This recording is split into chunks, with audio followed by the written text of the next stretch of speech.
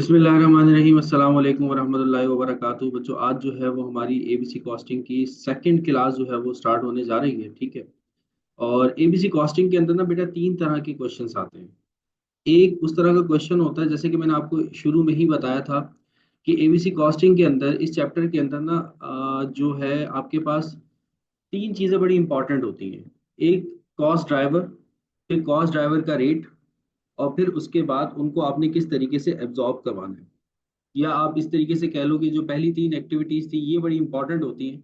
आपको एक्टिविटी का पता होना चाहिए, कॉस्ट पूल का पता होना चाहिए, फिर उस एक्टिविटी से रिलेटेड उसका ड्राइवर क्या होगा ये आपको पता होना चाहिए।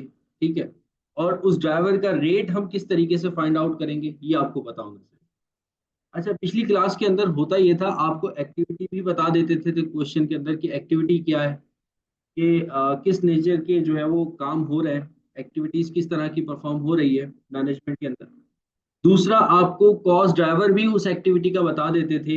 जैसे हमने पिछले क्वेश्चंस किए थे उसमें हमें उन्होंने एक्टिविटी भी बता दी थी कि जैसे क्वेश्चन नंबर वन किया था, एक्टिविटीज क्या थी हमारे पास, ऑर्डरिंग थी, डिलीवरी थी, शेल्फ स्टॉकिंग थी, कस्टमर सपोर्ट थी, ये हमारी एक्टिविटी थी। फिर उसके बाद उसके ड्राइवर भी बता दिए थे और प्लस ड्राइवर का रेट भी इन्होंने आपको बता दिया था।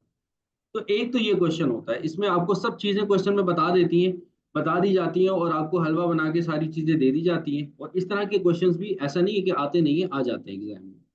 अब जस्ट आपको क्या करना होता है, उस रेट को अप्लाई करके उस ओवरहेड को आपने एब्जॉर्ब करवाना होता है। अब जो आज हम क्वेश्चंस डिस्कस करने जा रहे हैं ना उसके अंदर होगा ये कि आपको एग्जामिनर एक्टिविटी बताएगा। ठीक है, आपको एग्जामिनर एक्टिविटी बता देगा, ड्राइवर भी बता देगा, लेकिन रेट किस तरीके से फाइंड आउट करना है वो जो है आपको खुद करना होगा। ठीक है, रेट किस तरीके से आप फाइंड आउट करेंगे वो आपको जो है वो खुद करना होगा। तो यही क्वेश्चन है हमारे सामने। एक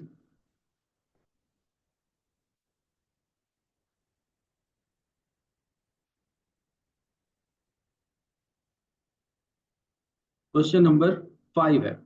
1 2 3 मैंने खुद करवाए थे। ठीक है, 4 अभी मैं नहीं करवा रहा, 4 भी मेरी कोशिश होगी आज की क्लास में करवा दूं। 5 से मैं स्टार्ट ले रहा हूँ। क्वेश्चन नंबर 5 जो मेरे हैंडआउट का होगा उससे आज हम जो है वो स्टार्ट कर रहे हैं। ये आईसीएमए के अटेम्प्ट में आया हुआ है, 2010 में भी आया हुआ और उसके बाद भी आया हुआ।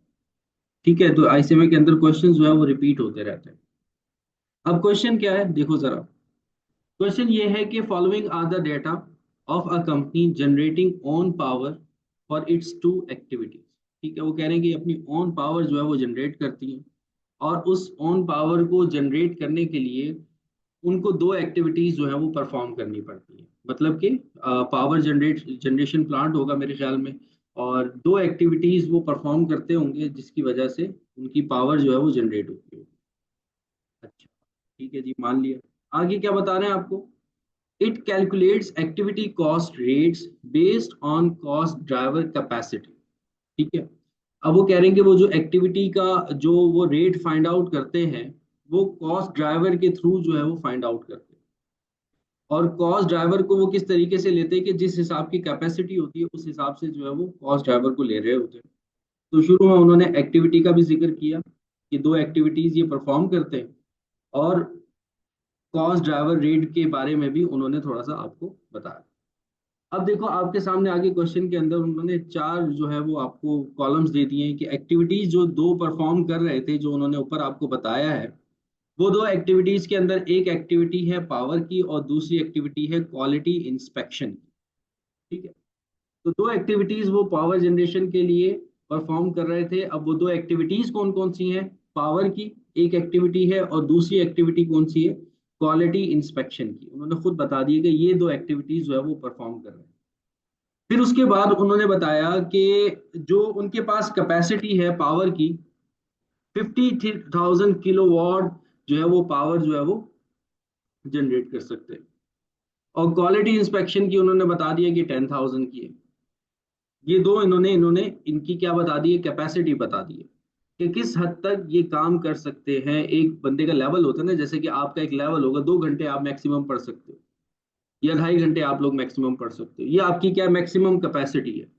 तो वो उन्होंने यहाँ पर मेंशन की है कि इन एक्टिविटी की मैक्सिमम कैपेसिटी क्या है, कि किस हद तक ये काम कर सकते हैं। That is 50,000 and 10,000।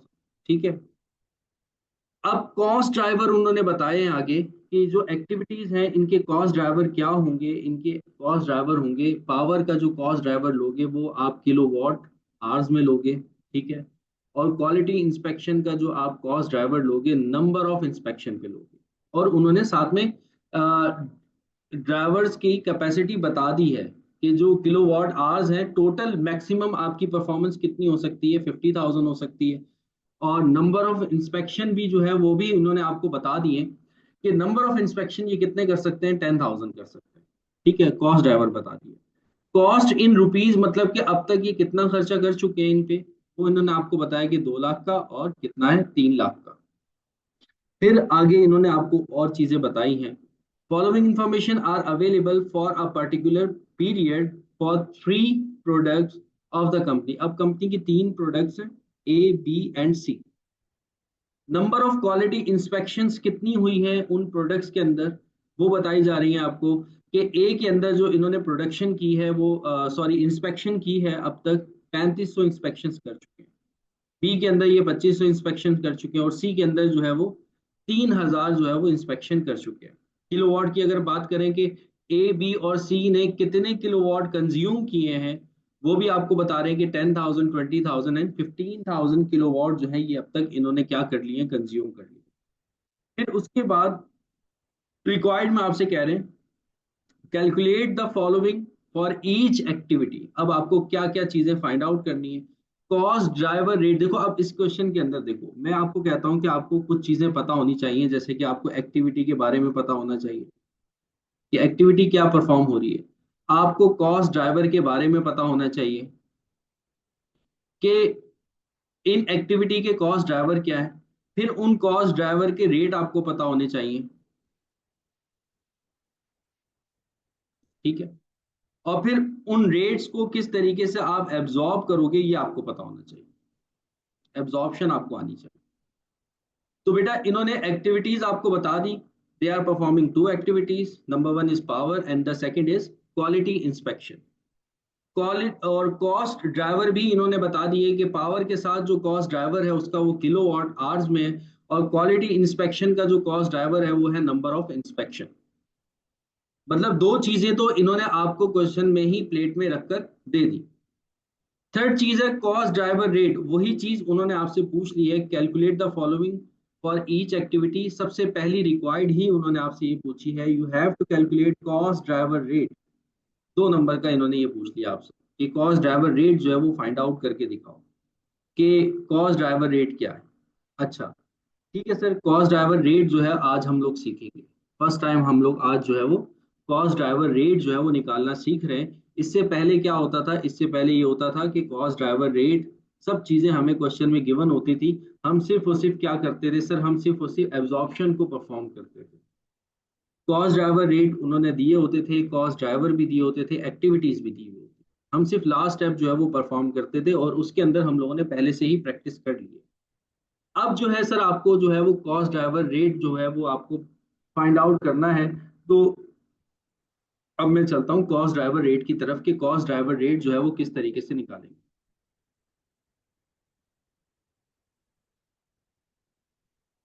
Cost driver rate, अच्छा इसको आप जो है वो, इसको आप जो है ACDR भी कहते हो, इसको आप ACDR भी कहते हो, याद रखिएगा। ACDR मतलब कि ACDR का मतलब क्या है sir, activity cost driver rate. कुछ लोग कहते हैं कि एक्यूमुलेटेड होता है या एवरेज होता है, एवरेज नहीं होता, ठीक है। एक्टिविटी कॉस्ट ड्राइवर रेट, इसका अब्रिविएशन ये है, मैं लिख भी देता हूं। एक्टिविटी कॉस्ट ड्राइवर रेट, ठीक है। तो ये आपको क्या करना है, फाइंड आउट करना है activity cost driver rate. Sir ये हम किस तरीके से फाइंड आउट करेंगे, सिंपल, बहुत आसान है, बहुत ही आसान है। बहुत आसान है क्या, कि जैसे कि हमारे पास 2 एक्टिविटीज थी। एक एक्टिविटी क्या है, एक एक्टिविटी सर हमारी पावर की है और दूसरी एक्टिविटी सर हमारी क्वालिटी इंस्पेक्शन की है।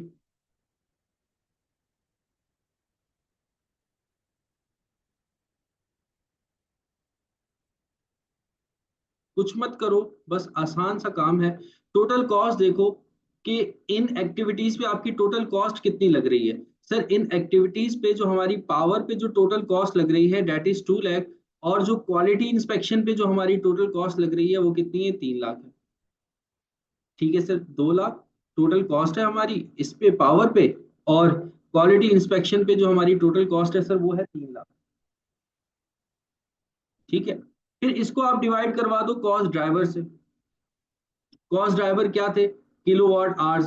तो किलोवाट आवर्स के कितने थे भाई, मैक्सिमम कैपेसिटी क्या थी, 50,000 थी। तो पावर को आप डिवाइड करवा दोगे किससे, 50,000 से। ऐसे ही क्वालिटी इंस्पेक्शन में कॉस्ट ड्राइवर क्या था सर, नंबर ऑफ इंस्पेक्शन थे। नंबर ऑफ इंस्पेक्शन के अंदर आपके पास मैक्सिमम कैपेसिटी क्या है सर, 10,000 है। तो डिवाइड करवा दो मैक्सिमम कैपेसिटी से, कितने से, 10,000 से। तो सर ये एसीडीआर हमने कैसे निकाला है, एसीडीआर जिस एक्टिविटी पे आप जितनी कॉस्ट इनकर्ड कर रहे हो वो कॉस्ट आपने लिखनी है न्यूमिनेटर पे, और डिनोमिनेटर के अंदर आपने क्या करना है, आपने कॉस्ट ड्राइवर के साथ डिवाइड करवा देना है। जो भी कॉस्ट ड्राइवर की जितनी भी कैपेसिटी होगी उससे आप क्या कर दोगे, डिवाइड करवा। तो आपके पास रेट आ जाएगा, एसीडीआर आ जाएगा, यानी कि कॉस्ट ड्राइवर रेट आ जाएगा। जैसे कि पावर का रेट हमारे पास आ जाएगा सर 4। ये 4 क्या है, ये 4 सर हमने ड्राइवर क्या लिया था, सर हमने ड्राइवर लिया था किलोवाट पर आवर। तो ये 4 क्या आया है हमारे पास, पर किलोवाट आ गया। ठीक है, तो यूनिट आप लोगों ने लाजमी लिखना है, यूनिट को मत भूलना, यूनिट लाजमी लिखना है आपने। फिर उसके बाद ये क्वालिटी इंस्पेक्शन में 3 लाख को जब हम 10,000 से डिवाइड करेंगे तो सर हमारे पास आ जाएगा 30। अब ये 30 क्या है, सर हम कॉस्ट ड्राइवर देखेंगे। कॉस्ट ड्राइवर क्या था, नंबर ऑफ इंस्पेक्शन, तो यहाँ पे लिख देंगे नंबर ऑफ इंस्पेक्शन। तो सब बच्चों को बात क्लियर हो गई कि कॉस्ट ड्राइवर रेट या एसीडीआर किस तरीके से निकाला जाता है। एसीडीआर का मतलब क्या है सर, एक्टिविटी के हिसाब से हम उन ड्राइवर्स का रेट निकालते हैं। ये आपका क्या होता है, एसीडीआर होता है। अच्छा, इसके अलावा जो हमारी ट्रेडिशनल कॉस्टिंग हुआ करती थी, यानी कि एब्जॉर्प्शन कॉस्टिंग, जो हम लोगों ने शुरू में कंसेप्ट भी लिया था। एब्जॉर्प्शन कॉस्टिंग में क्या होता था सर, उसमें भी रेट निकलता था। यहां पर भी हम क्या कर रहे हैं, रेट निकाल रहे हैं। उस रेट में और इस रेट में क्या फर्क है सर, इस रेट में ये है कि ये जो रेट है on the basis of activity है, जो एक्टिविटीज हम परफॉर्म कर रहे हैं उस एक्टिविटी के हिसाब से हम क्या कर रहे हैं, रेट निकाल रहे हैं। और सर वहां पर जो रेट निकलता था वहां पर हम सारे एक्सपेंसेस को एक्यूमुलेट कर दिया करते थे और एक दो रेट निकाल लिया करते थे, on the basis of machine hour, on the basis of labour hour. बस यही दो हमारे पास काम होते थे। हम किसी एक्टिविटी के अंदर उन चीजों को डिवाइड नहीं करते थे। यहाँ पर हमने क्या किया, बाकायदा तौर पे हमने एक्टिविटीज के अंदर डिवाइड किया और फिर हमने क्या किया, रेट निकाला। ठीक है, अब यहां पर और वहां पर, यहां पर जो रेट निकलता है इसको सर हम कहते हैं ACDR, यानी कि एक्टिविटी कॉस्ट ड्राइवर रेट। और जो ट्रेडिशनल कॉस्टिंग हमारी हुआ करती थी उसके अंदर जो रेट निकलता था सर हम उसको कहते थे OAR, नहीं OCR, सॉरी OCR। उसको हम क्या कहते थे, OCR कहते थे। OCR का मतलब क्या होता है सर, OCR का मतलब होता है एब्जॉर्प्शन कॉस्टिंग रेट या एब्जॉर्प्शन कॉस्ट रेट, OCR। ठीक है, तो ट्रेडिशनल में OCR निकलता है, यहां पर क्या निकलता है सर, ACDR निकलता है, यानी कि एक्टिविटी कॉस्ट ड्राइवर रेट। यहां पर हम एक्टिविटी की बेसिस पर ड्राइवर का रेट निकालते हैं, और ट्रेडिशनल कॉस्टिंग के अंदर हम सर OCR निकालते हैं, यानी कि एब्जॉर्प्शन कॉस्टिंग रेट निकालते हैं। सॉरी, OCR कह रहा हूं बार बार, OAR, OAR पे लिख देता हूं। जो हमारा ट्रेडिशनल होता था, ट्रेडिशनल एब्जॉर्प्शन के अंदर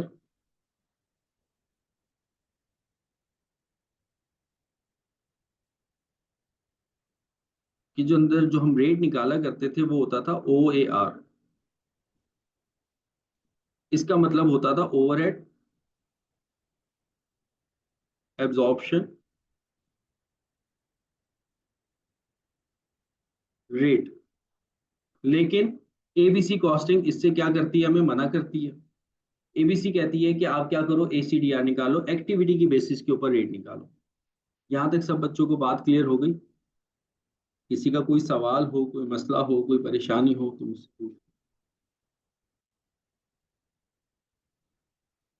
एब्जॉर्प्शन में क्या होता है कि ना, एब्जॉर्प्शन के अंदर सिद्रा बेटा हम एक एवरेज रेट निकाल लेते हैं। मतलब यहाँ पर तो हम जो जो एक्टिविटीज परफॉर्म कर रहे हैं ना, उसके हिसाब से हम क्या करते हैं, रेट निकालते हैं। जैसे यहाँ पर 2 एक्टिविटीज थी, 3 एक्टिविटीज भी होती है, आगे वाले क्वेश्चन आएंगे उसमें ज्यादा एक्टिविटीज होंगी, 4 4 5 5 एक्टिविटीज होंगी। तो जैसा काम कर रहे हैं उसके हिसाब से हम रेट निकाल रहे हैं। और एब्जॉर्प्शन कॉस्टिंग के अंदर ये नहीं होता था, वहां पर ओवरऑल ओवरहेड का एक दो रेट हम निकाल कर, मशीन आवर्स की बेसिस पे या लेबर आवर की बेसिस पे हम रेट निकाल कर उस रेट को हम क्या करवाते थे, एब्जॉर्ब करवाते। ठीक है। तो ये डिफरेंस था इसमें और उसमें। यहाँ पर तो जो एक्टिविटी जैसी है उसके हिसाब से आपने रेट निकालना है। अच्छा, फिर उसके बाद आ जाओ नेक्स्ट। नेक्स्ट क्या है, नेक्स्ट सर हमसे रिक्वायर्ड में पूछ रहे हैं cost allocated to each product. अब ये जो 3 प्रोडक्ट हैं, इनको आपने कॉस्ट क्या करनी है, एलोकेट करनी है। ठीक है जी। सर 3 प्रोडक्ट हमारे पास कौन कौन से हैं, 3 प्रोडक्ट जो है वो कौन से, ए बी और सी।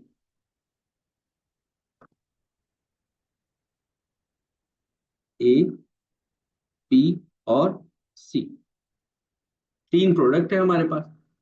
एक्टिविटीज कौन कौन सी है सर, 2 एक्टिविटीज है सर हमारे पास। एक हमारे पास एक्टिविटी पावर की है, और एक एक्टिविटी सर हमारे पास जो है वो क्वालिटी इंस्पेक्शन की है।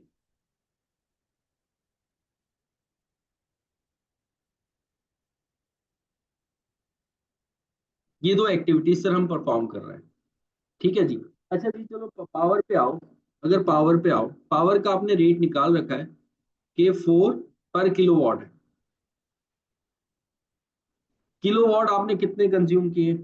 सर ए के अंदर हमने किलोवाट जो कंज्यूम किए वो 10,000 किए। बी के अंदर जो हमने किलोवाट कंज्यूम किए वो 20,000 किए। और सी के अंदर जो हमने किलोवाट कंज्यूम किए वो 15,000 किलोवाट जो है वो कंज्यूम किए। ठीक है। तो ये किलोवाट मैं आप लोगों के सामने लिख रहा हूँ। ए के अंदर हमने सर 10,000 किलोवाट कंज्यूम किए हैं। बी के अंदर सर हमने 20,000 किलोवाट जो है वो कंज्यूम किए हैं। और सी के अंदर सर हमने जो है वो 15,000 किलोवाट जो है वो कंज्यूम किए हैं। ठीक है जी। अच्छा, किलोवाट पावर, पावर की बात हो रही है तो हमने किलोवाट यहाँ पे लिया, क्योंकि पावर का जो ड्राइवर था वो किलोवाट में था।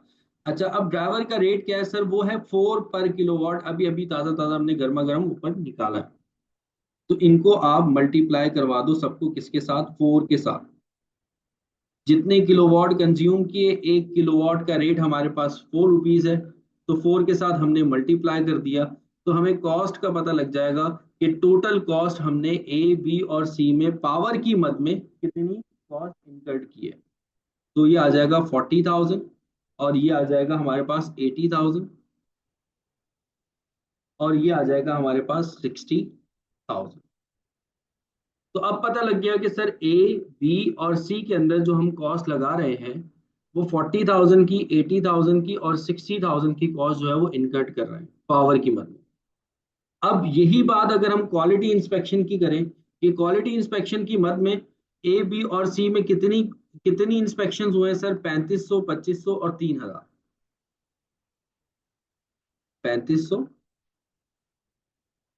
2500 और 3,000। फिर इसको आप मल्टीप्लाई करवा दो नंबर ऑफ इंस्पेक्शन से, क्योंकि क्वालिटी इंस्पेक्शन का ड्राइवर क्या था, number of inspection. Number of inspection हमारे पास कितना आया था सर, 30 आया था। तो सबको किससे मल्टीप्लाई करवा दोगे, 30 से। तो पिछले क्वेश्चन के अंदर क्या होता था बेटा, ये हमें कॉस्ट ड्राइवर गिवन होते थे, एसीडीआर हमें गिवन होता था। पिछले जो भी हमने 3 क्वेश्चंस किए थे उसके अंदर एसीडीआर हमें गिवन होता था। अब यहाँ पर हमने एसीडीआर की कैलकुलेशन खुद की है। ठीक है। तो 3 तरह के सवाल एग्जामिनर आपसे टेस्ट करता है, जिसमें आपको एक तो ये है कि सब चीजें दे देता है जो हमारे पिछले क्वेश्चन नंबर जो 1 से लेकर 3 तक के थे। अब जो आपको आ रहे हैं क्वेश्चन, उसके अंदर आपको एसीडीआर खुद जो है वो फाइंड आउट करना है।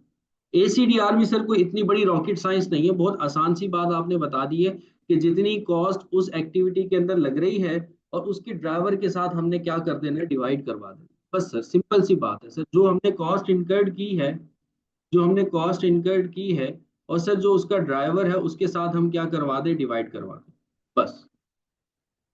तो हमारे पास एसीडीआर निकल जाएगा। अच्छा, तो अब ए के ऊपर जो आपकी क्वालिटी इंस्पेक्शन की कॉस्ट आ रही है 1,05,000 और 75,000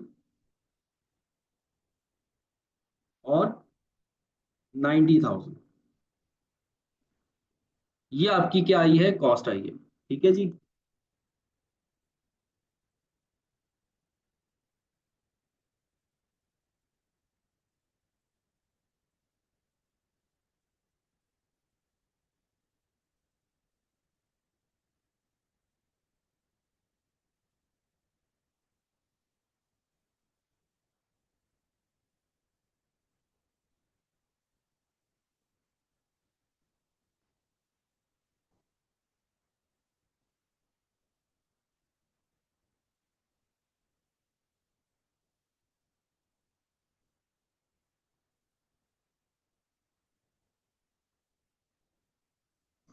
अच्छा, अब इसका कर लो बेटा टोटल। सर ए प्रोडक्ट पे जो हमने ओवरहेड को एब्जॉर्ब करवाया है वो करवाया हमने 1,45,000, और बी प्रोडक्ट पे जो हमने एब्जॉर्ब करवाया है वो करवाया है 1,55,000, और सर सी प्रोडक्ट पे जो हमने एब्जॉर्ब करवाया है वो करवाया है 1,50,000। तो ये सर एज पर क्वेश्चन हमने क्वेश्चन नंबर 2 जो है वो क्या कर लिया, कंप्लीट कर लिया। तो क्वेश्चन रिक्वायर्ड नंबर 2 भी जो है वो हमने क्या कर ली, कंप्लीट कर ली। इस क्वेश्चन के अंदर सर हमें एक नई चीज सीखने को मिली है, जो कि क्या है, एसीडीआर निकालना, कि एसीडीआर किस तरीके से निकाला जाए। एब्जॉर्प्शन तो सर हमने पहले भी सीख रखी थी कि इस तरीके से हम रेट को मल्टीप्लाई करते हैं तो हमारे पास अमाउंट आ जाता है और उसको टोटल कर लेते हैं। अब एक नई चीज आप लोग यहाँ पर सीखने जा रहे हो इसी क्वेश्चन के अंदर, वो है आपके पास अनयूज्ड कैपेसिटी। देखो भाई, आपकी हैसियत उसने आपको शुरू में ही क्वेश्चन के अंदर बता दी थी। आपकी हैसियत क्या है, आपकी हैसियत क्या है, वो उसने आपको क्वेश्चन के अंदर ही शुरू में बता दी थी कि आपकी क्या हैसियत है। जैसे कि वो आपको ये बता रहा था कि पावर में जो आपकी टोटल कैपेसिटी है डेट इज 50,000 है, और क्वालिटी इंस्पेक्शन में जो आपकी कैपेसिटी है वो कितनी है, 10,000 है। ये आपकी हैसियत है टोटल, आप इतना काम कर सकते हो। पावर के अंदर आप काम करने पे आए तो आप 50,000 किलोवाट की कैपेसिटी रखते हो, और क्वालिटी इंस्पेक्शन पे आप आए तो आप नंबर ऑफ इंस्पेक्शन तकरीबन 10,000 जो है वो करवा सकते हो। लेकिन अगर आप यहाँ पर नीचे देखें, आपने अपनी हैसियत के मुताबिक काम नहीं किया। अगर हम पावर की तरफ बात करें तो हमने टोटल जो ओवरऑल किलोवाट कंज्यूम किए हैं वो सिर्फ और सिर्फ कितने किए हैं, 10, 20 और 15, टोटल कितना हो जाता है भाई, 10, 20 और 15, मेरे ख्याल में 45,000। सर हमने 45,000 की अपनी कैपेसिटी यूज की है। और सर अगर हम नंबर ऑफ इंस्पेक्शन की बात करें तो सर नंबर ऑफ इंस्पेक्शन के अंदर हम लोगों ने 9,000 नंबर ऑफ इंस्पेक्शन किए। तो यहाँ पर तो आपकी परफॉर्मेंस तो अच्छी नहीं गई ना।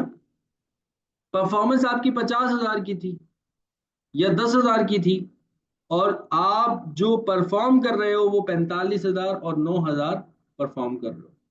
तो यहां पर आपने अपनी कैपेसिटी को फुली यूटिलाइज नहीं किया, तो यहां पर आप क्या करोगे, एक और कॉस्ट बेयर करोगे, जिसको आप कहते हो अनयूज्ड कैपेसिटी, जिसको आप कहते हो अनयूज्ड कैपेसिटी या आइडल कैपेसिटी।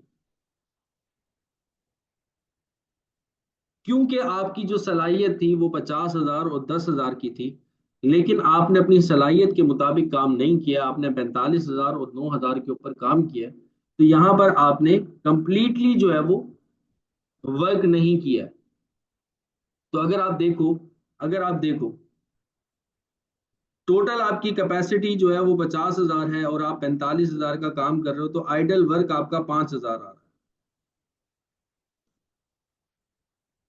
और यहाँ पर आपकी जो कैपेसिटी है टोटल 10,000 की है, और आपने 9,000 जो है वो नंबर ऑफ इंस्पेक्शन करवाए हैं, तो इसका मतलब 1000 का आपका आइडल वर्क आ रहा है।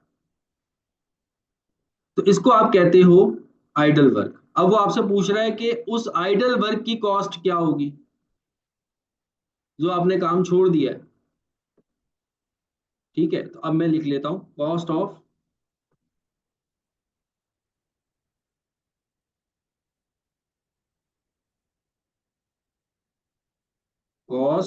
ऑफ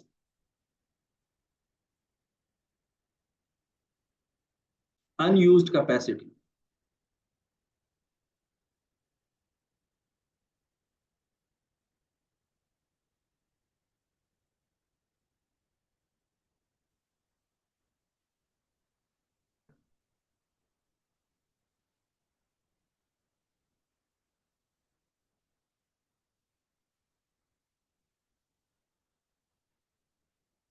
अच्छा, ये 75109333 का कोई है, उसने कोई सवाल पूछा है?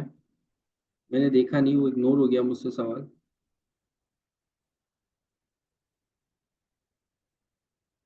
आप दोबारा से मुझे पूछें, आपका सवाल मुझे समझ में नहीं आया कि आप पूछना क्या चाह रहे हैं।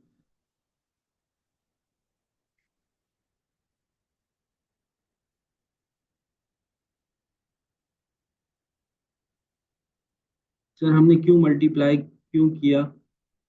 मुझे समझ नहीं आई बात बेटा, आपने क्या बोला? आप माइक पे आके भले पूछ लो।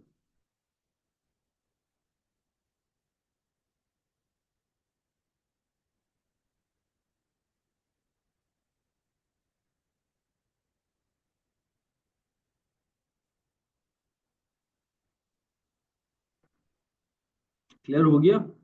751093311036 इस यूजर नेम से आ रहा है मेरे पास कोई, उसने कोई सवाल पूछा।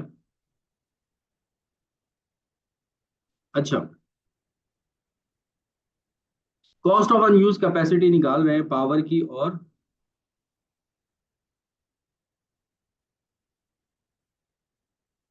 क्वालिटी की।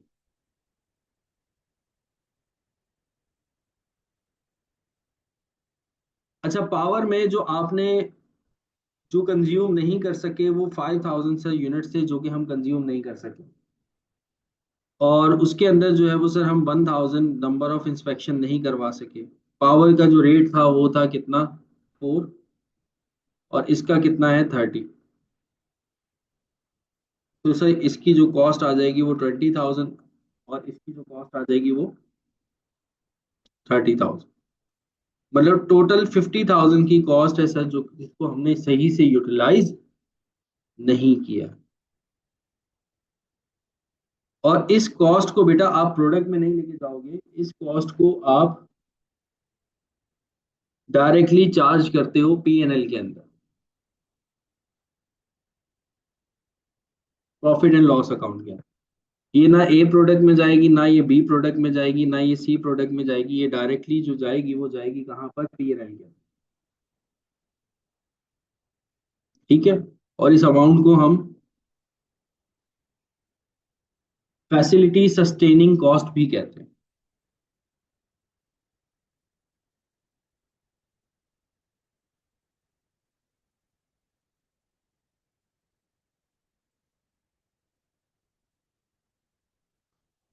यहाँ तक किसी बच्चे का कोई क्वेश्चन हो, कोई सवाल हो तो बेटा मुझसे पूछो, नहीं तो फिर हम आगे वाले क्वेश्चन की तरफ से।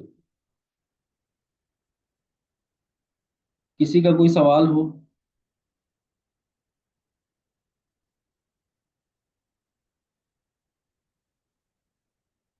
सबको क्लियर है?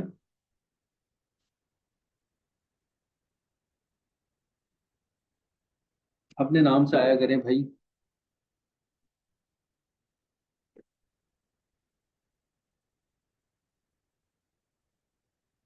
ये एक्सपेंस में जाएगा बेटा, लॉस में तो नहीं जाएगा, ये एक्सपेंस में जाएगा पीएनएल के अंदर।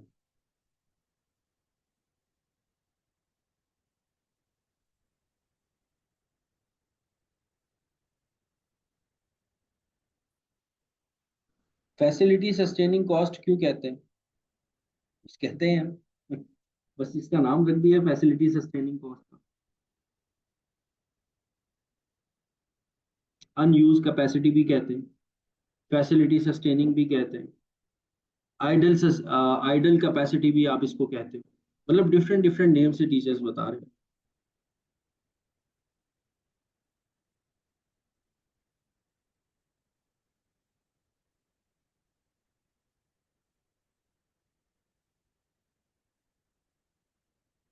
इसको आप इस तरीके से भी देख सकते हो कि आपके पास 50,000 की फैसिलिटी थी और जिसको आप सस्टेन कर सकते थे, लेकिन आपने नहीं की वो। तो ये कॉस्ट आपको अलग से बेयर करनी पड़ेगी पीएनएल के अंदर जाकर, क्योंकि आपकी और भी कैपेसिटी थी। आप 5,000 पावर पे किलोवाट और भी लगा सकते थे, और क्वालिटी इंस्पेक्शन के ऊपर आप 1,000 इंस्पेक्शन जो है वो और भी कर सकते थे। तो इस फैसिलिटी को आपने सस्टेन नहीं किया ना। क्लियर है?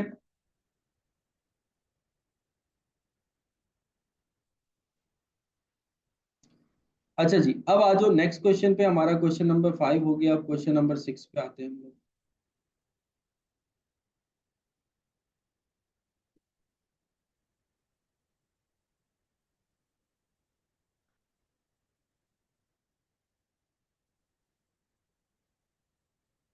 अच्छा, ये हमारा जो है वो बेटा क्वेश्चन नंबर 6 है।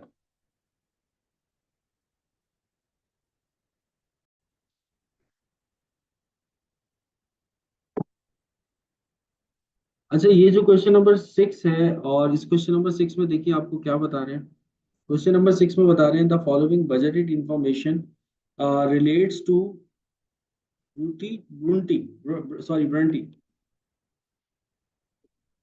For the forthcoming period. ठीक है।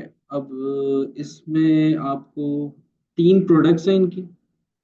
प्रोडक्ट नंबर 1 है XYL, XZT और ABW।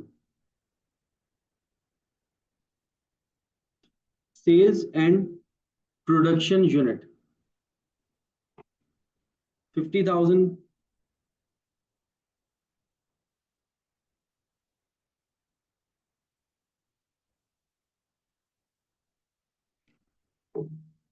50,000, 40,000 एंड 30,000, मतलब कि इतने यूनिट्स इन्होंने प्रोड्यूस किए और सेल किए। ठीक है। सेलिंग प्राइस जो थी वो यूनिट्स की थी 45, 95 और 73। प्राइम कॉस्ट जो पर यूनिट इनकर्ड कर रहे हैं वो 32, 84 और 64 जो है वो प्राइम कॉस्ट जो है वो इनकर्ड की जा रही है इनकी तरफ से। प्राइम कॉस्ट क्या होती है भाई? सब बच्चों को पता है कि सर प्राइम कॉस्ट होती है हमारी, प्राइम कॉस्ट होती है मटेरियल की और लेबर की। इन दोनों को अगर हम ऐड कर देते हैं, दैट इज और प्राइम कॉस्ट, जितना मटेरियल हमने यूज किया और जितनी लेबर हमने यूज की। अच्छा, फिर उसके बाद बताया जा रहा है नीचे कि machine department, machine hour per unit two 5 hours and 4 hours. ये आपको आवर्स बताए जा रहे हैं कि एक यूनिट पर लगने वाले जो आवर्स हैं वो कितने हैं। यानी अगर हम प्रोडक्ट 1 की बात करें, XYL की, तो एक यूनिट बनाने में इनको 2 घंटे लग रहे हैं। YZT के अंदर अगर हम बात करते हैं कि 5 घंटे लग रहे हैं एक यूनिट बनाने में, मशीन आवर्स जो हमारे यूज हो रहे हैं। और ABW जो हमारी प्रोडक्ट है, उसके अंदर हमारे जो है वो 4 आवर्स जो है वो यूज हो रहे हैं एक प्रोडक्ट बनाने में। असेंबली डिपार्टमेंट जो है उसके अंदर जो डायरेक्ट लेबर आवर्स हैं पर यूनिट वो 7, 3 और 2 है। यानी कि दो डिपार्टमेंट्स इन्होंने बता दिए हैं, एक मशीन डिपार्टमेंट है और एक इनका जो है वो असेंबली डिपार्टमेंट है। मशीन डिपार्टमेंट्स के आवर्स बता दिए कि एक यूनिट बनाने में इनकी कितनी कंजम्पशन हो रही है, और असेंबली डिपार्टमेंट के भी आवर्स बता दिए। बेटा 1 मिनट रुकिएगा, 1 मिनट, कॉल आ रही है, बड़ी इंपॉर्टेंट कॉल है।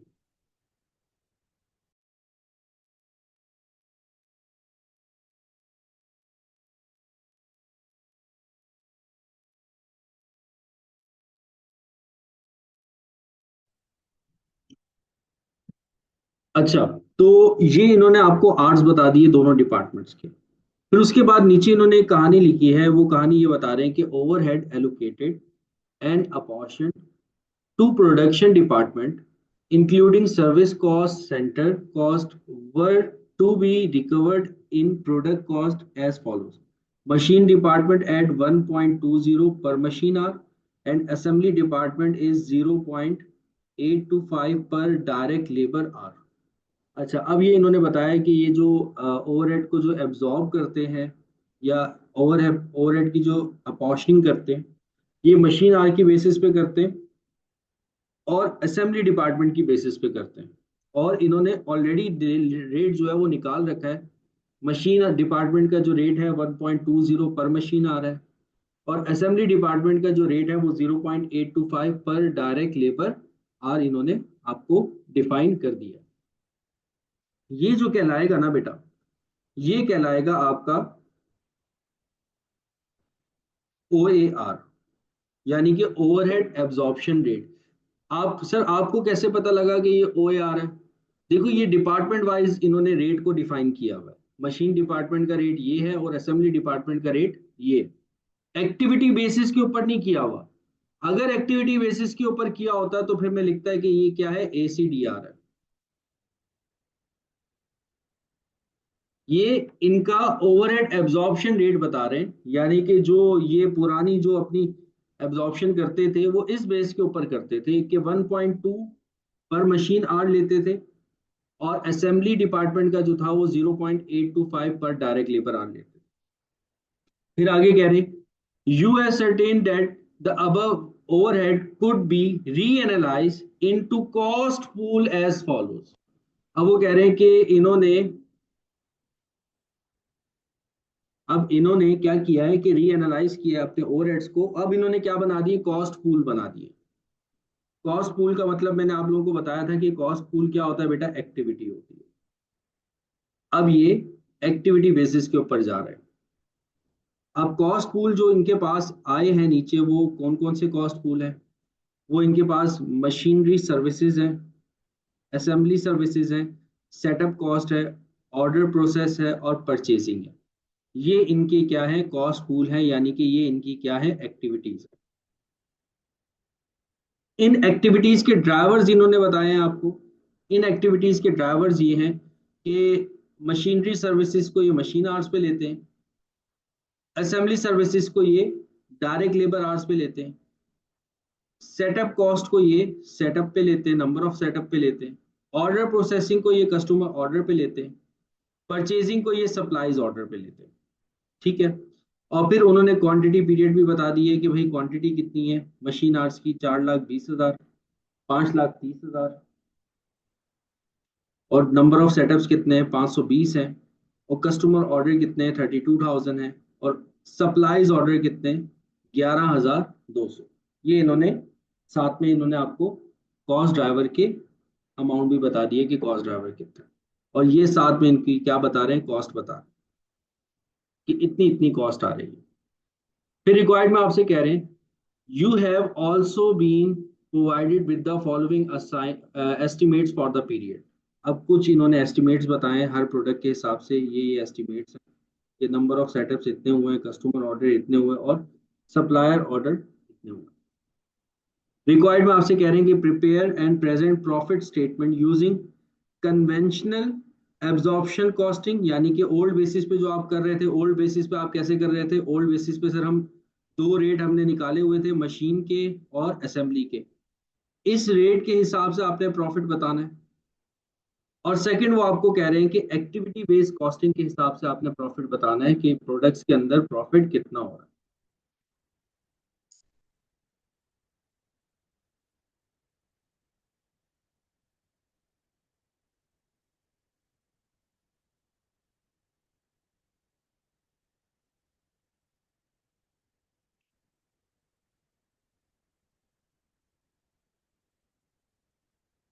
क्वेश्चन थोड़ा बहुत समझ में आया आप लोगों को कि क्वेश्चन में क्या था? यहाँ तक किसी का कोई सवाल हो?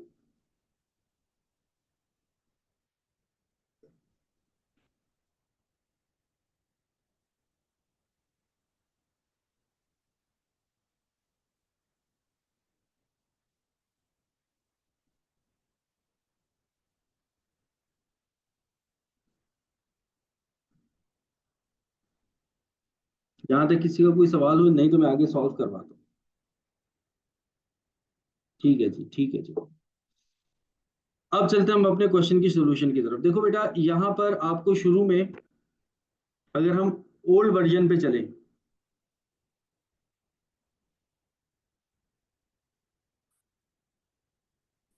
अगर हम ओल्ड वर्जन पे चलते हैं, तो ओल्ड वर्जन पे हमारे पास जो है वो दो डिपार्टमेंट है, उसके हिसाब से हमने ओवरहेड को क्या करना होगा, एलोकेट करना होगा। ठीक है, तो पहले हम ओल्ड ओल्ड वर्जन पे चल जाते हैं। लेकिन ओल्ड वर्जन आपको ये कहता है कि आपको मशीन आवर्स चाहिए होंगे और डायरेक्ट लेबर आवर्स चाहिए होंगे। अगर आपको मशीन आवर्स पता होंगे, अगर आपको डायरेक्ट लेबर आवर्स पता होंगे, तभी आप इस रेट को एब्जॉर्ब करवा सकते हो। मशीन आर के ऊपर रेट है और आपका लेबर आर के ऊपर रेट है। ठीक है, तो पहले मैं क्या करूं, टोटल मशीन आवर्स देख लूं कि मेरे मशीन आवर कितने यूज हुए हैं और मेरे लेबर आवर्स कितने हैं, वो देख लेता हूं। फिर उसके बाद मैं इनको रेट को अप्लाई कर दूंगा तो मेरे पास अमाउंट आ जाएगा ओवरहेड का। तो हम बात करेंगे यहाँ पर मशीन आवर्स की, कि टोटल मशीन आवर्स कितने हैं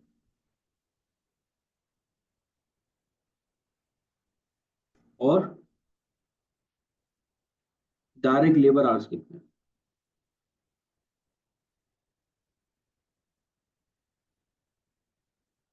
प्रोडक्ट जो थी वो हमारे पास तीन प्रोडक्ट थी, XYL और YZT और ABW। ये तीन प्रोडक्ट्स हैं हमारे पास। ठीक है, अब यहां पर जरा देखो ऊपर, XYL के अंदर आप जो यूनिट्स बना रहे हो वो कितने यूनिट्स बना रहे हो, 50,000 यूनिट्स बना रहे हो। ठीक है, और एक यूनिट बनाने पर आपके जो मशीन आवर्स यूज हो रहे हैं वो कितने हो रहे हैं, सर वो 2 आवर्स यूज हो रहे हैं। मतलब कि सर टोटल आपने XYL के अंदर कितने मशीन आवर्स यूज किए, सर हमने 50,000 यूनिट्स प्रोड्यूस किए हैं और एक यूनिट बनाने पर हमारे 2 घंटे लग रहे हैं। तो टोटल हमने मशीन आवर्स तो सर हमने यूज किए हैं XY के एल के अंदर, वो कितने यूज किए, 1 लाख। ऐसे ही ऐसे ही, अगर हम बात करें YZT के अंदर आपने कितने यूनिट्स प्रोड्यूस किए हैं, 40,000 यूनिट्स सर हमने प्रोड्यूस किए हैं।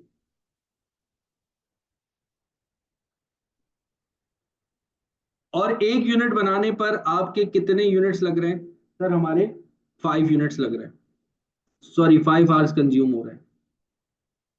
तो 40,000 को अगर मैं 5 से मल्टीप्लाई करवाता हूँ तो मेरे पास कितना आएगा, 2 लाख।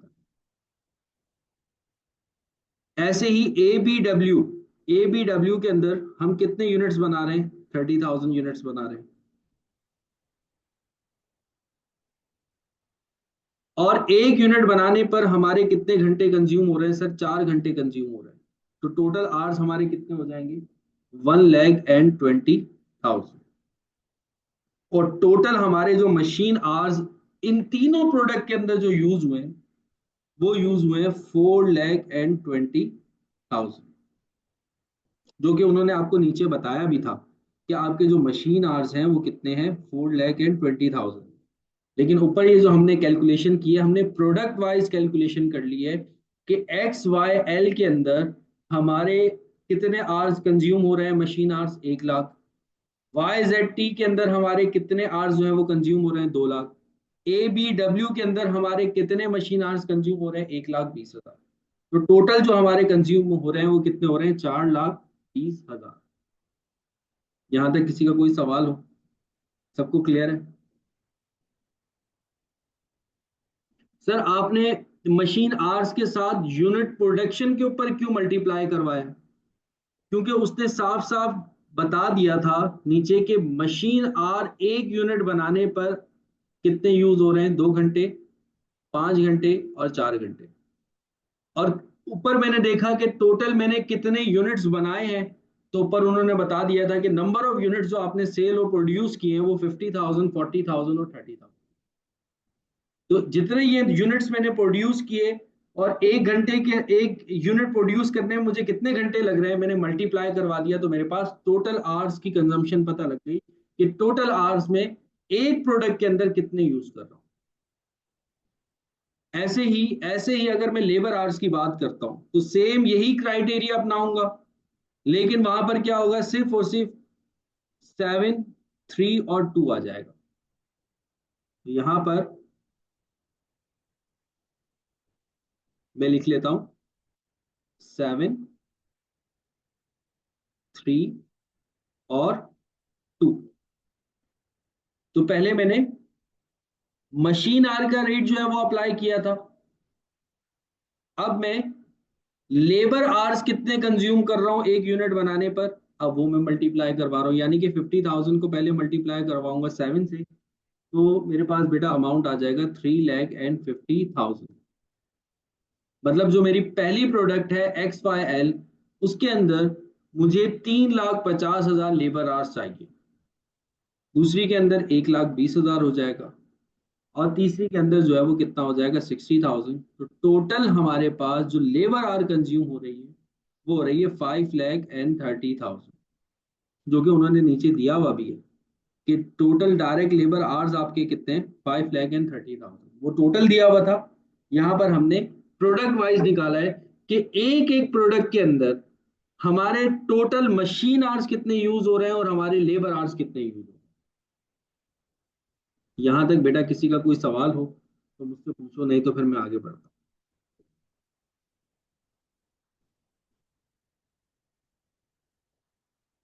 सबको क्लियर है?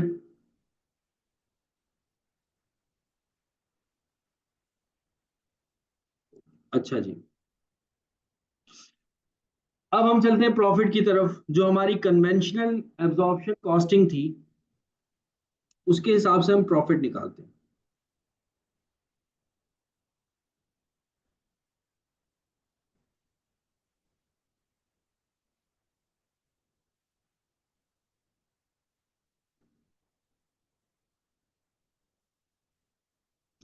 सर 3 प्रोडक्ट है हमारे पास। कौन कौन सी? सर पहली प्रोडक्ट है हमारे पास XYL, इस पे प्रॉफिट कैलकुलेट करना है। दूसरी प्रोडक्ट जो है वो हमारे पास सर YZ और T प्रोडक्ट है। और सर तीसरी जो प्रोडक्ट है वो हमारी कौन सी है, ABNW। ठीक है जी। अच्छा, सबसे पहले प्रॉफिट कैलकुलेट करने के लिए आपको क्या करना पड़ेगा, आपको अपना टोटल ओवरऑल रेवेन्यू देखना होगा कि आपने रेवेन्यू कितना अर्न किया, सेल्स आपकी कितनी। तो सर वो तो कोई मसला नहीं है कि हमने कितने यूनिट सेल किए। सर हमने पहली प्रोडक्ट के 50,000 यूनिट सेल किए, और एक यूनिट कितने का सेल किया सर, 45 रुपीज का सेल किया। ऐसे यहाँ पर कितने यूनिट सेल किए, 40,000, एक यूनिट कितने का सेल किया, 95 का सेल किया। ऐसे यहाँ पर कितने यूनिट सेल किए सर, 30,000, एक यूनिट कितने का सेल किया सर, 73 का सेल किया। तो मैं क्या करूँ, 40,000, सॉरी 50,000, 40,000 नहीं, 50,000, पहली प्रोडक्ट है उसके कितने यूनिट सेल कर रहा हूँ, 50,000।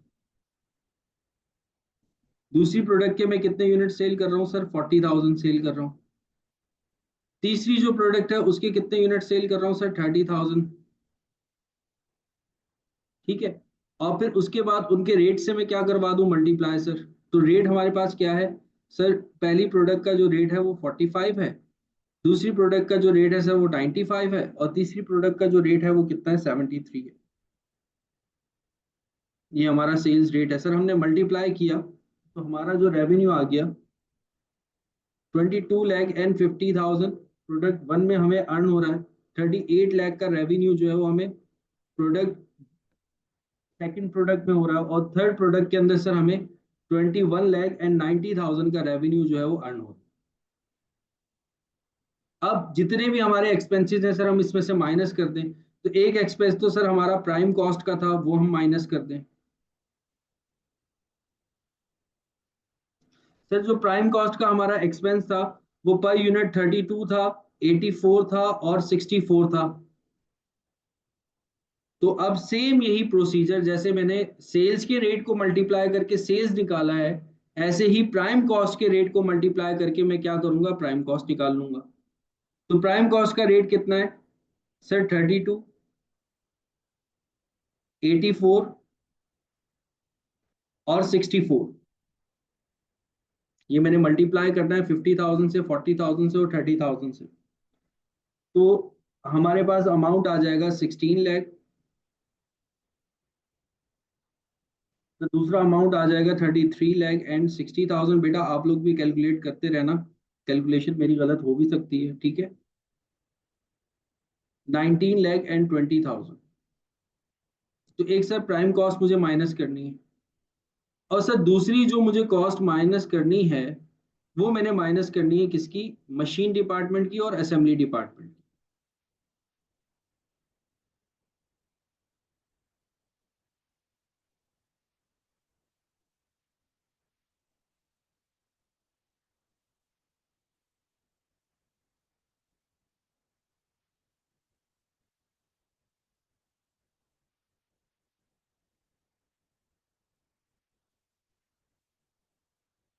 अब सर मशीन डिपार्टमेंट का जो रेट था वो था 1.20,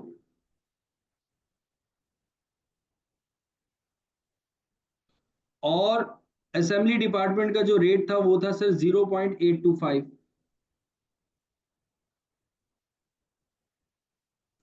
मल्टीप्लाई करवा दें मशीन आवर्स के साथ मशीन डिपार्टमेंट में, तो मशीन आवर्स कितने कितने थे हर प्रोडक्ट के?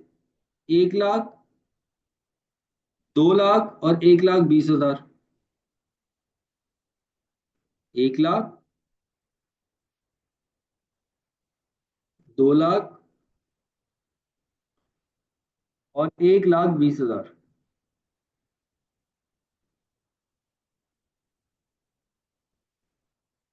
तो हमारे पास ओवरहेड आ जाएगा कितना कितना है?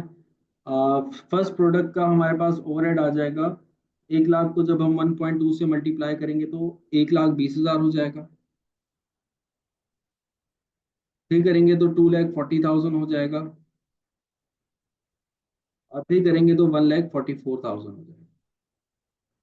ठीक है, ये हो गई हमारे पास मशीन डिपार्टमेंट की कॉस्ट, हमने एलोकेट कर दी है। ऐसी असेंबली डिपार्टमेंट में, असेंबली डिपार्टमेंट में सर हमें क्या चाहिए? लेबर आर चाहिए। लेबर आर कितने आपके? 3,50,000, 1,20,000 और 60। 3,50,000, 1,20,000 और 60,000।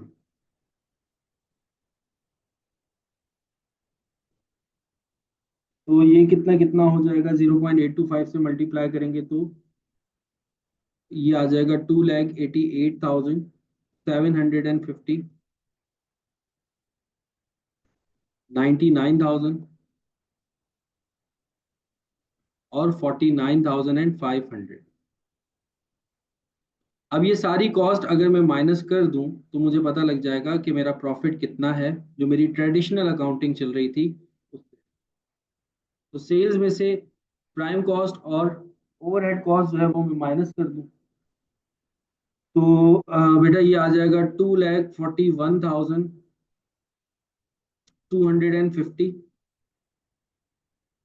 1,01,000 और 76,500। तो ये हमारा क्या आ गया? प्रॉफिट आ गया।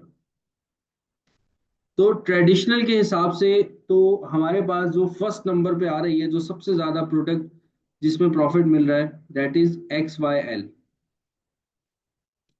फिर सेकंड नंबर पे हमारे पास ये आ रही है, और थर्ड नंबर पे हमारे पास ये वाली प्रोडक्ट आ रही है ABW। तीनों में प्रॉफिट हो रहा है, लेकिन सबसे ज्यादा जो प्रॉफिट हो रहा है वो XYL के अंदर हो रहा है। ये हमारी क्या थी? कन्वेंशनल एब्जॉर्प्शन कॉस्टिंग थी या ट्रेडिशनल एब्जॉर्प्शन कॉस्टिंग थी? यहां तक भाई किसी का कोई सवाल हो तो मुझसे पूछ लो।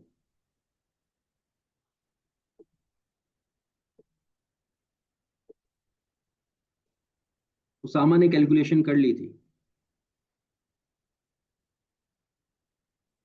गुड हो गया उसामा। और किसी का भाई, किसी को कोई सवाल हो यहाँ तक भाई मुझसे पूछ लो, फिर अब मैं चलता हूँ एक्टिविटी बेस्ड कॉस्टिंग क्यों।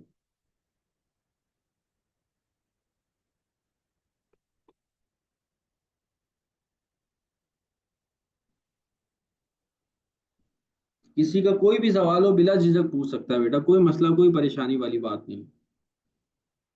छोटे भाइयों की तरह समझो मुझे, ठीक है।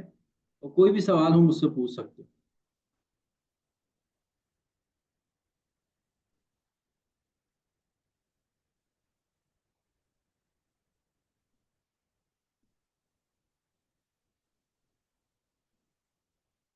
सबको क्लियर है?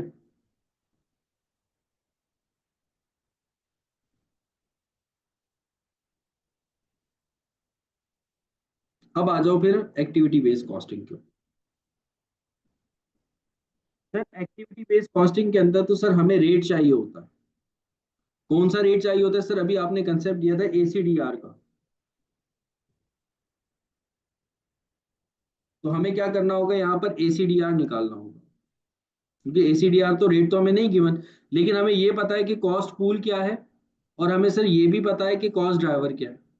तो रेट तो हम इजीली निकाल सकते हैं, कोई इशू नहीं है। तो एसीडीआर निकाल रहा हूं मैं सबसे पहले। सबसे पहले मशीनरी सर्विस है।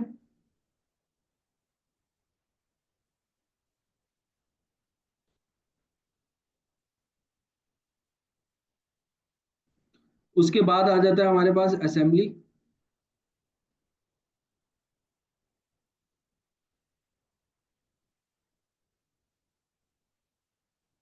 उसके बाद आ जाता है सेटअप कॉस्ट।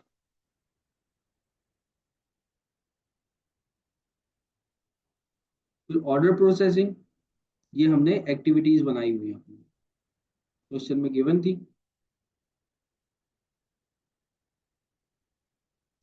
और लास्ट आ जाता है हमारे पास क्या, परचेजिंग।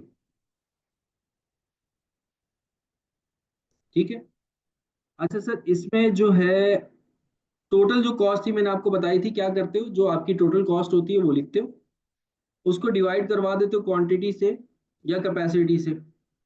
जैसे कि मशीन सर्विस की जो टोटल कॉस्ट है 375,000 है, 357,000 सॉरी। डिवाइड करवा दे सर, इसकी क्वांटिटी कितनी है, 4,20,000। ऐसे यहाँ पर 381,000 डिवाइडेड बाय 5,30,000। फिर उसके बाद है 26,000 divided by number of setups कितने, 520। ये एसीडीआर निकाल रहा हूं, मतलब आज की नई चीज यही थी, एसीडीआर किस तरीके से निकलता है। 156,000 डिवाइडेड बाय 32,000 और 84,000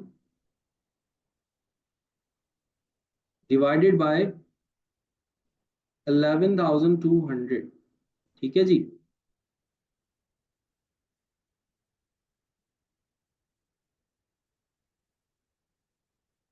और इन सब की रेट निकाल लेंगे हम।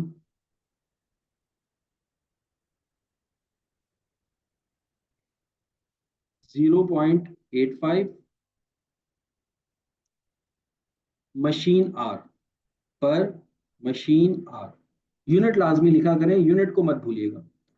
इसका 0.6 पर डायरेक्ट लेबर आर।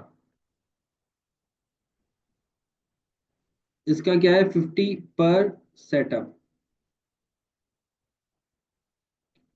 इसका है हमारे पास 4.875 पर ऑर्डर।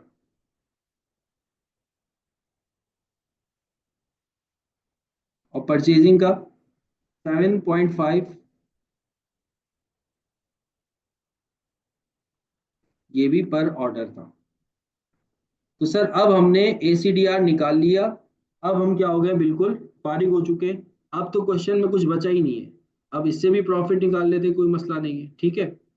एसीडीआर हमारे क्या हो गया, निकल गया। रेट हमें पता लग गया। अब इससे क्या कर लें हम सर, प्रॉफिट निकाल लें। प्रोडक्ट वही थी हमारे पास, तीन प्रोडक्ट थी, XYL।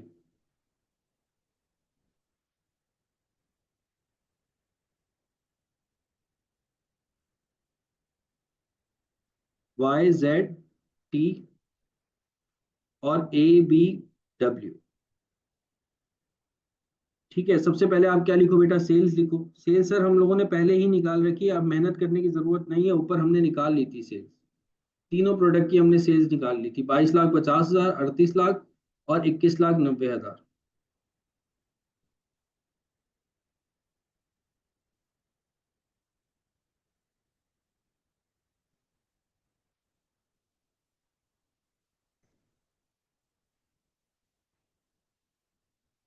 ठीक है।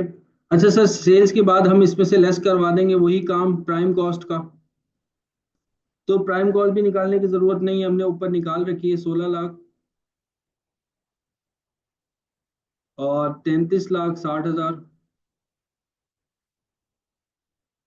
और 19,20,000। तो ये काम हम लोगों ने ऊपर पहले से ही कर लिया है। सही। अब सर हमें क्या करना है, एसीडीआर के मुताबिक, एक्टिविटी बेस्ड कॉस्टिंग के मुताबिक जो है वो हमने ओवरहेड को क्या करवाना है, एब्जॉर्ब करना। तो सर हमने जो कॉस्ट पूल बनाए, वो कॉस्ट पूल कितने थे सर, वो कॉस्ट पूल हमारे पास 5 कॉस्ट पूल। एक था मशीनरी सर्विस, दूसरी थी असेंबली सर्विस,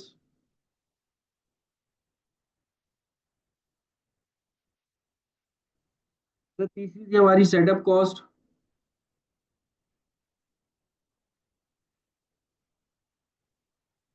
ऑर्डर प्रोसेसिंग,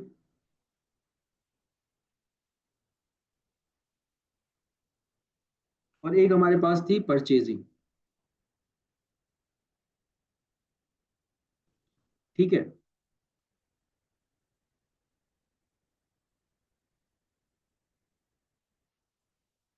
और मशीनरी सर्विस का सर हमने रेट निकाल लिया था, यहाँ पर हमने ओसीडीआर निकाला हुआ है, 0.85, 0.6, 50, 4.875 और 7.5। ये हमने सर सारे रेट निकाले हुए। 0.85, 0.6, 50, 4.875 और फिर उसके बाद आ रहा है 7.5। ठीक है। अब सिर्फ और सिर्फ मशीनरी सर्विसेज को आपने किससे करवाना है, मल्टीप्लाई मशीन आवर से। तो सर मशीन आवर्स तो हमने पहले ही निकाल लिए थे। प्रोडक्ट ए 1, 2 और 3, प्रोडक्ट के अंदर कितने कितने मशीन आवर्स यूज हो रहे थे, 1 लाख, 2 लाख और 1,20,000। अच्छा सर, ये तो आपने पहले भी मल्टीप्लाई किया था, अब भी मल्टीप्लाई कर रहे हैं। अब में और पहले में क्या चेंज था बेटा, जो पहला रेट था वो ओवरहेड पूरा का पूरा एब्जॉर्ब किया हुआ था और फिर मल्टीप्लाई करवा रहे थे। और यहाँ पर अब जो हम मल्टीप्लाई करवा रहे हैं ना इन मशीन आवर से, वो जो हमने रेट निकाला है वो हमने एक्टिविटी की बेसिस के ऊपर रेट निकाला।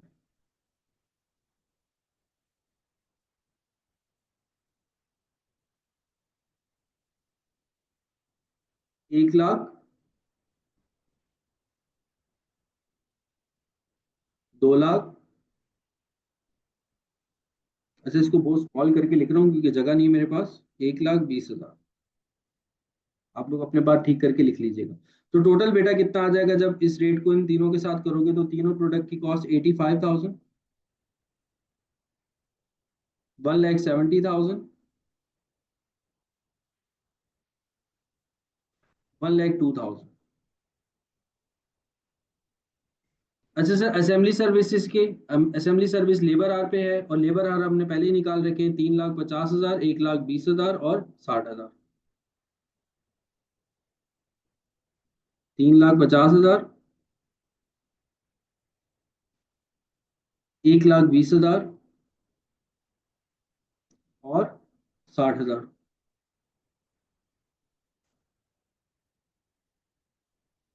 तो ये आ जाएगा हमारे पास 2,10,000। कैलकुलेशन आप लोग भी करते रहिएगा, 72,000 और आ जाएगा 36,000।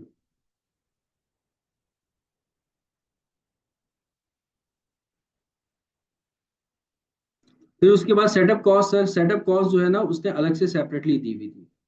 Number of setups, product one के अंदर 120 है, फिर 200 है, और फिर 200 है। नंबर ऑफ सेटअप उसने बता दिए थे। 120, 200 और 200। 50 को मल्टीप्लाई करेंगे, 6000, 10,000 और 10,000।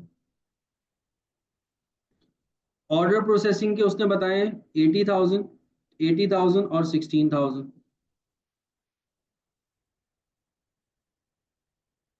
80,000, सॉरी 80,000 है, 8,000, 8,000, 8,000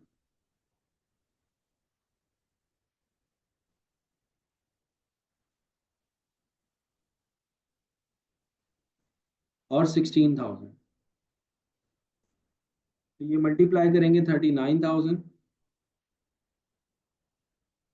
और फिर उसके बाद दोबारा 39,000, फिर उसके बाद 78,000। और परचेजिंग के भी रेट उसने बता दिए थे। परचेजिंग और सप्लायर और 3,000, 4,000 और 4,200। 3,000,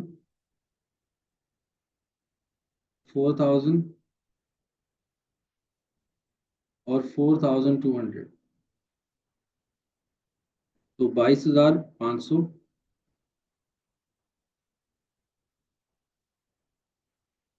30,000 और 31,500।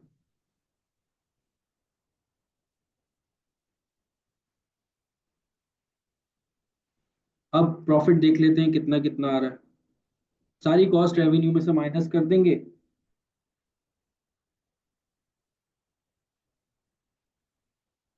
तो ये आ जाएगा 28,750। इसका आ जाएगा 1,19,000, और इसका आ जाएगा 12,500।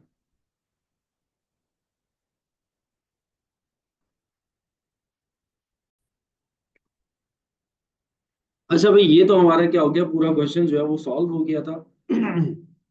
इसमें से बेटा किसी का कोई सवाल हो मुझसे पूछने वाला तो वो मुझसे पूछ ले। आज हम लोगों ने एक नई चीज सीखी है। वो क्या चीज है सर? ACDR किस तरीके से निकलता है वो आप लोगों को मैंने बता दिया। टोटल अमाउंट को आप डिवाइड करवा देते हो बस कॉस्ट ड्राइवर से, वो आपके पास रेट आ जाता है। इसके अलावा और कोई नई चीज नहीं थी। अब एक क्लास हम, अच्छा एक क्वेश्चन मैं आप लोगों को होमवर्क देने जा रहा हूँ, ठीक है? क्वेश्चन नंबर है 4। ये मैंने सॉल्व नहीं करवाया, ये भी ICMA का ही है, पास पेपर्स में से लिया गया है क्वेश्चन, ठीक है? और इस क्वेश्चन को आप लोगों ने खुद सॉल्व करना है। इस जैसा क्वेश्चन मैंने करवाया है, ठीक है? थोड़ी सी लॉजिक यूज करोगे आप लोग, और कोशिश करोगे इस क्वेश्चन को आप लोग खुद से सॉल्व करो। ये जब मैं AMA का पेपर दे रहा था ना, तो ये मेरा सवाल आया था, ठीक है? मैंने AMA का पेपर 2015 में तो नहीं दिया था, खैर ये 2015 के बाद भी 2022 में भी आया, 23 में भी आया, इस तरह के क्वेश्चन आ जाते हैं। तो ये क्वेश्चन जब मैं AMA का पेपर दे रहा था तो तब ये वाला सवाल आया था, तो मैंने खुद सॉल्व किया था, ठीक है? और मैंने यही हैंडआउट्स की प्रैक्टिस की थी जो अभी मैंने आप लोगों को सॉल्व करना। तो ये आप लोगों का बेटा होमवर्क है, क्वेश्चन नंबर 4, इसको आपने खुद से ट्राई करना है। PDF में आप लोगों के साथ ग्रुप में शेयर कर दूँ, ठीक है? कोई सवाल हो आज की क्लास से रिलेटेड तो आप लोग मुझसे पूछ लो।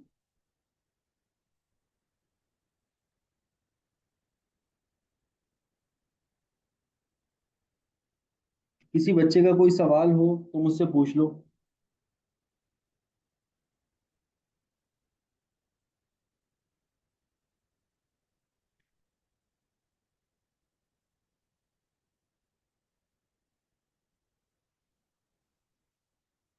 यार क्वालिफाइड नहीं हुआ हूँ मैं भी अभी ICMA कर रहा हूँ।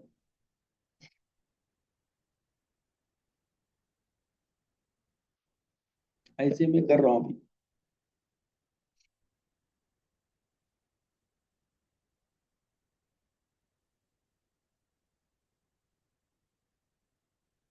थ्योरी कहाँ से करनी है बेटा? अपने हैंडआउट्स के अंदर मैं आहिस्ता आहिस्ता प्रोवाइड करता रहूंगा थ्योरी, बस जो मैं थ्योरी दूँ उसको लाजमी कर लीजिएगा।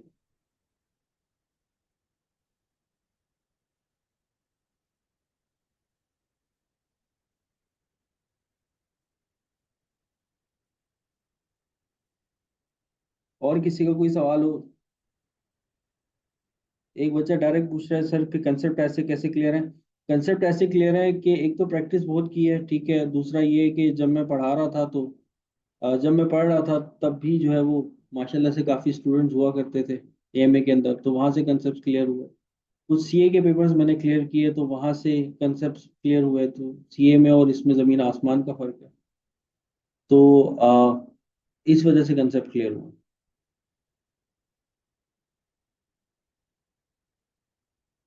किसी का कोई सवाल हो तो मतलब मुझसे पूछ लो, नहीं तो फिर मैं आज की क्लास वाइंड अप करता हूँ। अच्छा, और दूसरा ये एक और अनाउंसमेंट ये करनी थी। वैसे तो आपकी क्लास हो रही है मंडे ट्यूसडे वेडनेसडे ही रहेगी, टाइम शेड्यूल भी यही रहेगा। लेकिन मैंने ग्रुप में भी अनाउंस किया था, सीए कंप्लीट नहीं किया हुआ। सीए से भाग कर हम यहाँ पर आ गए थे, क्योंकि सीए जो है वो साफ सी जो बात है उसके लिए आपको टाइम चाहिए होता है। और टाइम मेरे पास बिल्कुल भी नहीं है इतना कि मैं पढूं। कि जितना टाइम है उसके हिसाब से आईसीएम में बेहतर है। अच्छा हाँ, अनाउंसमेंट ये करनी थी कि भाई आपको मैंने कल ग्रुप में भी बता दिया था कि मेरी सिस्टर की तबीयत सही नहीं है और वो एडमिट है लियाकत नेशनल में। और आज भी तबीयत सही नहीं थी, कल उनका ऑपरेट है। तो बस इस वजह से जो है वो कल की क्लास में नहीं ले पाऊंगा। कल मैं हॉस्पिटल, बल्कि अभी जा रहा हूँ मैं, क्लास के बाद मैंने जाना है। तो कल की क्लास भी आप लोगों की एक गैप आ जाएगा। ठीक है, अनफॉर्चुनेटली अनफॉर्चुनेटली आप लोगों की जो है वो कंटीजेंट दो गैप आ गए हैं। एक पिछली क्लास, पिछले वीक में भी एक क्लास नहीं हो सकी थी, इस वीक में भी एक क्लास नहीं हुई। लेकिन इनका मैं अल्टरनेट इंशाल्लाह ताला जैसे ही मैं फ्री होऊंगा ना यहाँ से, तो फिर मैं आप लोगों को दूंगा।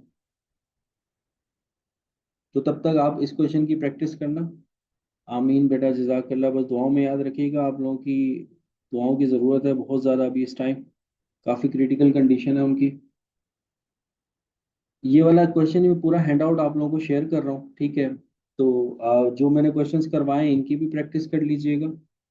और साथ साथ जो है ये क्वेश्चन मैं होमवर्क दे रहा हूँ, क्वेश्चन नंबर 4, इसको भी कर लेना।